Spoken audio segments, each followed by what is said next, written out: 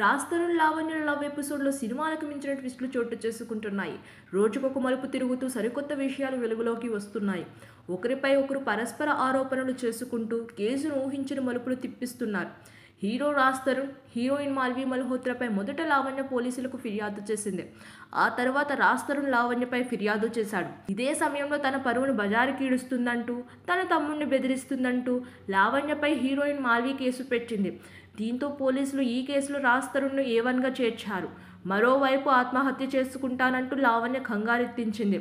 తాజాగా ఈ కేసులో ఊహించని బిగ్ ట్విస్ట్ చోటు చేసుకుంది. మాల్వి మల్హోత్రా వ్యవహారం గురించి ముంబైకు చెందిన అసిస్టెంట్ ప్రొడ్యూసర్ యోగేష్ తల్లి సంచలన వీడియో రిలీజ్ చేసింది. ప్రేమ పేరుతో తన ఆస్తులన్నింటినీ ఆమె లాక్కుందని ఆవేదన వ్యక్తం చేసింది. అంతేకాక తమ కుమారుణ్ణి జైలుకు పంపించిందని వెల్లడించింది. యోగేష్ను మాల్వి ట్రాప్ చేసి ప్రేమలో పడేసిందని, ఆ తర్వాత ఆస్తులన్నింటినీ లాక్కుందని తీవ్రంగా ఆరోపించింది. తప్పుడు కేసులతో తమ కుమారుణ్ణి జైలుకు పంపించిందని వాపోయింది. 4 ఏళ్లుగా మాల్వి తమను ఇబ్బంది పెడుతుందంటూ ఆమె కంటతడి పెట్టింది. 2020లో మాల్వి మల్హోత్రాపై యోగేష్ కత్తితో దాడి చేయడం అప్పట్లో సంచలనం సృష్టించింది. మాల్వి పెళ్లికి ఒప్పుకోవట్లేదని దాడి చేశాడంటూ ప్రచారం జరిగింది.